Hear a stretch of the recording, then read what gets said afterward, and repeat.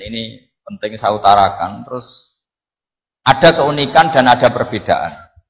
Kalau sampean sholat, imamnya itu biasanya habis sholat madhep mana? Umumnya di kiai ini sampean tetap madhep kiblat apa madhep ngalor? Cara Indonesia. Ayo yang madhep kiblat, kiainya madhep kiblat ngaco. Yang gampang itu. Kiblat. Yang serong, buka serong koyo wong nakal ya. Madhep utara, madhep ngalor. Apa? Berapa? Imamnya sampean madhep ngalor. Terus nak sing madhep ngetan? Enggak ada kan? Mau nambah japo yang madhep ngetan kubu sebelah ngono aneh wae. Ya enggak usah gitu. Itu filosofinya begini. Nah ini penting ya, penting saya jelaskan. Di tek-tek hadis sahih, saya ulang lagi di tek-tek hadis sahih. Itu Rasulullah setelah salam itu redaksinya aqbala alaina biwajhi. Maka Nabi menghadap ke kita dengan wajahnya. Berarti kira-kira kalau di Indonesia menghadap mana? Timur.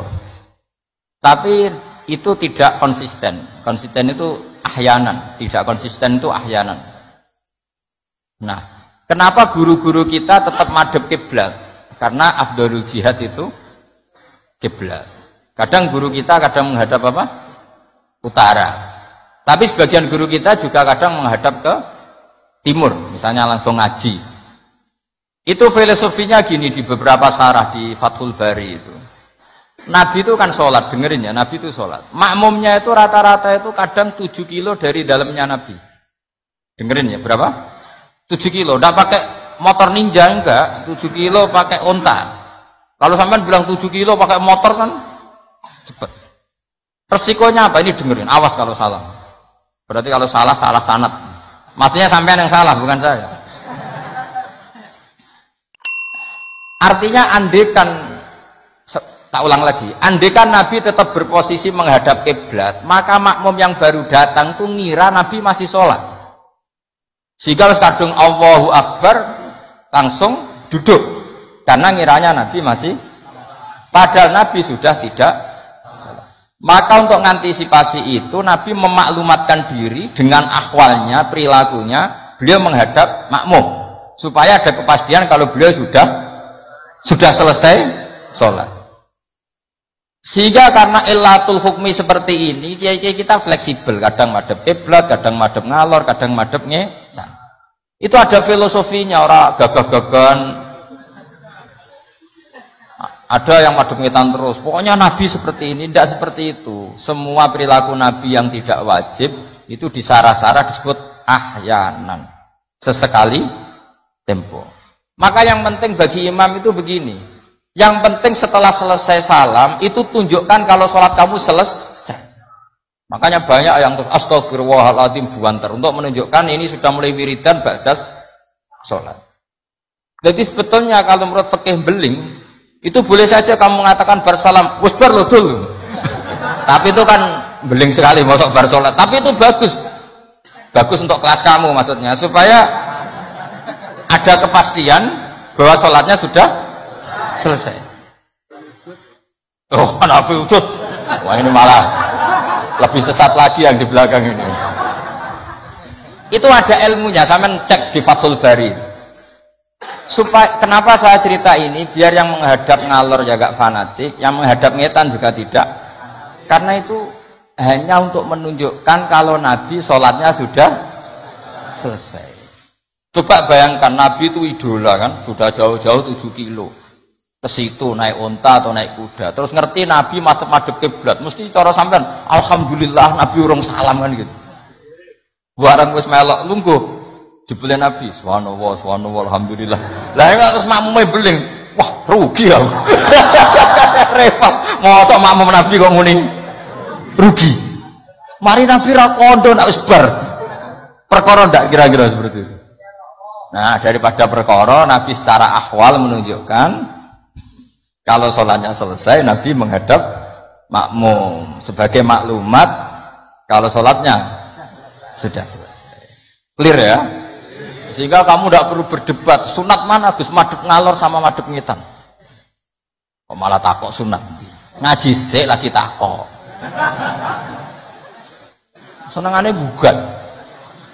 Ya ngaji se, alim se, lagi takok. Lah nek salim rasa takok ya alhamdulillah. Ini ndak usah alim takok gugat. Mana sunahnya kalau Nabi madhep ngalor? Sesuk tak takokno, mana sunahnya cangkem elek? Kan ya ora ono. Angger wong kok mbok lama-lama. Mana sunahnya kalau Nabi pernah di Indonesia?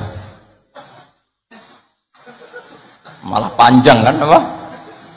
Ndak usah gitu ya ngaji. Jadi di sarah-sarah itu diterangkan sana kan Rasulullah Shallallahu Alaihi Wasallam idza takallama salasan ahyanan di suatu tempo. Begitu juga Nabi kadang sholat itu hanya astagfirullah salasan suman sorofa. Beberapa kali Nabi sholat itu hanya baca istighfar 3 kali suman sorofa. Ya sudah segitu aja. Ada yang Allahumma a'inni ala zikrika wa syukrika wa husni ibadati. Ada riwayat yang sabbahawa salasan wa salasin wa hamadawa salasan wa salasin wa kabbarawa salasan. Terus kiai-kiai khusuk semua yang ahyanan ini dikombinasikan jadi satu. Jadi kita yang ahlul ilmi ini eskal. Wong Nabi itu paketnya satu-satu, tapi oleh kiai khusuk itu semuanya dirangkum jadi paket lengkap. Ini ya ada, tasbihnya ya ada, doanya ya ada. Maka makmum-makmum yang kesibukan ini bingung, ini gimana ini kok paket lengkap, kan lama akhirnya. Lewong sholat yang rukun saja lama nggak boleh, apalagi wiridan. Maksudnya bukan terus nggak boleh ya enggak, maksudnya yuk mikir makmum.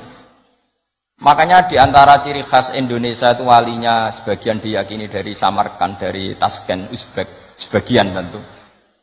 Itu saya ketika mondok di Mbah Mun, itu Mbah Mun yang mimpin sholat. Itu kalau wiridan ya separuh sudah bubar. Saya pernah di Lirboyo melihat ya separuh sudah bubar. Ternyata yang kelakuan kayak gitu ada di Uzbek. Meskipun imamnya mursyid separuh bubar. Itu tradisi yang bagus, itu harus ditiru. Artinya harus ditiru gini, untuk menjaga konstitusi wong nunggu guru ono separuh. Untuk menjaga konstitusi kalau nggak wajib ada yang bubar. Kalau semuanya nunggu berarti ini mewajibkan sesuatu yang tidak wajib. Itu bahaya kalau dalam konstitusi ilmu. Sayyid Abdullah bin Husain bin Thohir yang ngarang Sulam Taufik itu diantara masalah besar dalam ilmu apa? Ijabu malam yajib, mewajibkan sesuatu yang tidak wajib. Sehingga para ulama itu yang ikuti Sulam Taufik yang dikarang Sayyid Abdullah bin Husain bin Thohir, benar ya? Abdullah bin Husain bin Thohir. Itu kalau muridnya wiridan terus dia mau, "Cung, ora wajib kok wiridan terus." Kok dikira wajib. Tapi nak tahu ora tahu wiridan ya dia sunat ora tahu mbok lakoni. Nah itu akhirnya di Indonesia itu bagus, pondok-pondok besar di Indonesia kalau kiainya, padahal yang imami kiainya, apalagi ketua keamanan malah ditinggal. Oh penggane nangkep wong kan gitu. Saya dulu pernah sholat, Mbah Mun nggak ngimami, yang ngimami ketua keamanan itu belum takbir separuh sudah bubar. Karena kecewa kan kita ingin makmum Mbah Mun, ngapain ini yang maju? Wah repot. Ya jadi tradisi itu jangan pahami yang macam-macam ya. Bubar separuh, anggap saja menjaga konstitusi ilmu bahwa tidak boleh yang enggak wajib berstatus wajib. Tapi yang tetap wiridan ya monggo, mungkin tidak punya kesibukan. Sehingga Quran itu fleksibel. Orang baik itu siapa? Orang baik adalah yadhkuruna wa qiyamau wa qu'udau wa ala junubihim. Jadi wiridan tidak harus lungguh, sambil berdiri ya boleh, sambil jalan ya boleh. Fa idza qudiyatish sholatu fantasiru fil ardi wabtahu min fadlillah wazkurullaha katsiran. Itu ayat wazkurullaha katsiran itu setelah fantasiru ya sudah, kalau mau bubar ya bubar enggak apa-apa. Tapi harus selalu ingat Allah. Jadi dulu itu ulama dulu itu rileks. Makanya di kenangan hadis-hadis sahih faminna man kada, sebagian kita begini, sebagian kita gini. Padahal itu masih disaksikan Rasulullah Shallallahu Alaihi Wasallam karena enggak boleh ijabu malam yajib. Dari Sayyid Abdullah bin Husain bin Thohir, pengarang Sulam Taufik, di antara kesalahan dalam ilmu adalah apa? Mewajibkan sesuatu yang tidak wajib. Sehingga Rasulullah saking menjaga konstitusi itu, Rasulullah itu figur yang luar biasa. Sampean sowan bupati atau sowan kiai, bar rokok, bar tangi turu, kira-kira sopan apa enggak? Enggak sopan kan? Harus sikatan dulu. Sebab itu normalnya sikatan itu wajib kalau mau sholat. Sowan kiai wes sikatan. Tapi Nabi kalau mewajibkan sikatan, maka melanggar konstitusi ilmu. Karena mewajibkan sesuatu yang tidak. Padahal Nabi berhak, karena beliau Nabi, musyarrek. Tapi Nabi ngendikane kelihatan ngeper. Tapi ngeper ini menunjukkan Nabi betapa mutabakhir fil ilm. Laula an asyukko ala ummati la amartuhum bisiwak inda kulli sholatin. Umpama gak masakoh ning umatku, siwak tak wajibno. Karena secara etika harusnya wajib. Tapi secara konstitusi nyatanya tidak wajib. Nah karena baina ini, kira mana nih baina? Ya antarane iku, Nabi ngendikane laula an asyukko. Nabi itu suka qiyamul lail, itu suka sekali, bukan enggak sekedar suka. Sehingga beliau qiyamul lail di masjid. Tapi ketika sahabat ikut qiyamul lail lagi, Nabi enggak keluar lagi. Karena takut dianggap wajib. Itu Nabi. Makanya saya itu sebenarnya kepengen poso Senin Kemis, tapi nggak ngerti kok poso Senin Kemis kok dikira wajib. Mulane aku ora tau poso. Maksudnya aja ditiru, ini buat cerita. Ini agak-agak arogansi ilmu, tapi memang harus ada yang jaga konstitusi ilmu. Ini saya punya teman ya amang rokokan. Mungkin untuk menunjukkan ada kaul sing ngarani oleh. Buktinya aku rokok. Tapi saya nggak rokok. Jadi harus ada yang menjaga konstitusi ilmu. Saya sering ngecek beberapa hadis. Nabi itu kalau ada sesuatu yang positif, inginnya itu diwajibkan. Tapi secara konstitusi enggak wajib. Misalnya menggambarkan betapa pentingnya taatnya istri sama suami. Nabi ngendikan gimana tuh? Kalau saja boleh seseorang makhluk boleh sujud sama makhluk, maka saya akan memerintahkan seorang istri bersujud sama suaminya. Tentu suami yang tidak kayak sampean, maksudnya itu gambaran sampean harus disujudi, orang dipisau sampai gitu kan. Artinya Nabi itu menjaga konstitusi ilmu itu luar biasa. Ya kayak tadi, normalnya sikatan itu wajib nggak? Wajib kan, normalnya loh. Karena tangi turu berrokokan. Terus muni Allahumma lakal hamdu bul. Tapi kalau diwajibkan secara konstitusi tidak wajib. Tapi secara etika wajib. Makanya ngendikanya ngeper laula an asyukko ala umat. Sekarang tak beri contoh lagi. Ndak ini ngaji. Saya tadi sudah pamit sama Habib Bidin. Saya kalau Rejab itu memang enggak ngaji sudah. Jadi saya berai bukan ada masih di Damaran, nanti saya tinggal satu pertemuan. Rejab ruah puasa itu saya tidak ngaji seperti ini. Jadi jeda. Anggap aja sinau menel, kulaan. Karena memang kalau mau Rejab itu banyak yang khataman di rumah. Jadi saya fokus ngurusi santri yang mau apa? Khataman. Tapi memang itu adat saya seperti itu. Tadi saya sudah matur Habib Bidin, matur Habib Amang, Habib Ali sudah. Memang artinya nggak ada apa-apa, bukan karena bosan sampean boten. Ya rontok lah mungkin, tapi bukan karena itu. Saya beri contoh. Sekarang doa paling mustajab itu jam berapa? Kalau jam Indonesia kira-kira jam 3 kan atau setengah 4 lah. Kenapa harus ada sholat isya yang di Kudus jam berapa misalnya sholat isya? Biasanya setengah 8 lah, nggak baca setengah 8 lah aman kalau jam. Maka Nabi ini ngeper, tapi ngepernya pinter, ngeper dari ilmu, bukan ngeper dari ragu. Ngeper itu ada dua, ada ngeper karena nggak ngerti, ada ngeper saking pinternya. Kayak saya ini kalau ngaji sampean itu kan ngeper. Di satu sisi sunat karena diminta Habib Bidin, di sisi lain setengah dosa meninggal pondok. Itu mesti ngeper, kalau orang alim ngeper. Kayak sampean ngaji ini, saya tidak tahu malaikat ditulis ngaji cari ilmu, apa dari masalah di rumah, tidak tahu saya. Itu orang alim pasti ngeper. Beda tipis ya. Itu mesti, itu bukan mungkin, mesti. Coba status Anda ini nyari ilmu apa dari masalah? Sebagian ya nyata nyari ilmu yang nggak punya masalah, sebagian ya memang. Maka penjaga kuburan di wali-wali tak tanya, wong sing tukang ziarah piye? Ngene Gus, nak ziarah sak jam, biasanya wong bener. Nek tolong dino alamat itu bukan karena hebat, mesti utangnya akeh. Apa meneh nak sak wulan, wah rondok itu mesti rondok buran baton. Maka Mbah Mun pernah cerita ke saya. Jadi kiai itu ya sinau, kadang itu ya keliru. Tak pikir keliru apa, ternyata gini. Dhisik aku latihan ngiyai iku nek ana bocah prainan ning pondok tak puji. Wong prainan kok gak mulih, berarti cah sregep. Pernah Mbah Mun sebagai orang soleh itu husnudzon. Suatu saat ditakoki, "Cung kok ora mulih wong prainan? Timbang ning omah kan ngarit, Mbah." Kagetnya Mbah Mun. Lah cung dewasa husnudzoni. Ya kan daripada ning omah prainan ngarit kan ada ning pondok. Coba kalau sampean ini di rumah, wah ambek bojomu, kono anak murusi. Lawang tutup, pedus mlebokno. Daripada gitu ngaji gitu. Tapi ya ada yang, tapi tidak semua. Saya yakin tidak semua, cuma banyak. Nggak, ini bukan suudzon, ini ilmu. Ilmu itu tidak suudzon. Ilmu itu analisis, apa? Analisis. Loh, itu betul loh, saya meskipun guyon itu punya sanad. Nabi itu setiap kali ada perempuan hijrah ke Madinah, pertanyaan pertama gimana? Kamu ikut saya karena iman billah wa rasuli, apa kamu ada masalah dengan suami?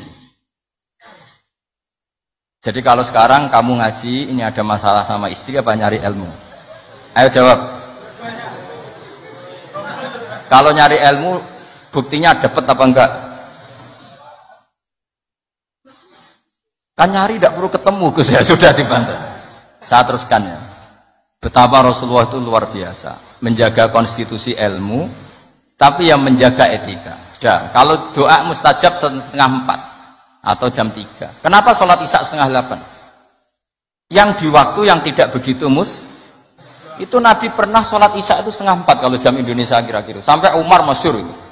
Nama Sibyan, orang-orang sudah tidur, nak Umar sampai bengok-bengok supaya Nabi itu bangun. Tapi bangunin Nabi gak berani, pokoknya bikin agak gaduh supaya Nabi memperhatikan. Dulu gak ada sholawatan pakai terbang, kalau ada mungkin terus sholawatan. Akhirnya Nabi rawuh, senyum-senyum Nabi. Saya tahu kalian protes karena sholat saya tidak lazim, biasanya 7:30 kok ini 7:30 kira-kira gitu. Tapi laula ana syukka ala ummati, andaikan saya tidak beratkan umatku, yang benar sholat isya ya jam seperti ini, karena ini saatul ijabah. Jadi Nabi itu antara mengakui kalau itu saatul ijabah karena yanzilu rabbuna iku idza yabqa sulusul lailil akhir. Tapi dengan kenyataan kalau itu diteruskan masyaqqah bagi umatnya. Tapi kalau Nabi tidak pernah melakukan, dikira waktu afdal sholat isya tetap 7:30, padahal ada yang afdal yaitu 3:30. Entah jam 3 atau 3:30. Maka Nabi ngendikannya 2 kali. Kalau saja tidak memberatkan umatku, maka mereka akan saya ajak sholat isya ya jam seperti ini, karena jatuh pada saatil ijabah. Tapi kan berat gak kalau sampai ajak isya 3:30? Berat apa berat sekali? Berat sekali. Jadi ilmu itu harus dijaga konstitusinya. Ya, ilmu itu konstitusinya harus apa? Dijaga. Kayak tadi wa aqalluhu Allahumma sholli ala Muhammad. Meskipun kita tidak akan meraktekkan sholawat dengan hanya Allahumma sholli ala Muhammad, tapi harus kita jaga. Ben nak ngelatih sholat wong awam sing lagi gelem sholat tidak langsung memberatkan. Coba wong awam lagi sholat kok latih nganti innaka hamidum majid Allahumma inni a'udzubika min adzab, ora sida sholat karena kesuwen. Jadi makanya ada paket minimalis. Bayangkan orang yang baru sholat ada paket ideal.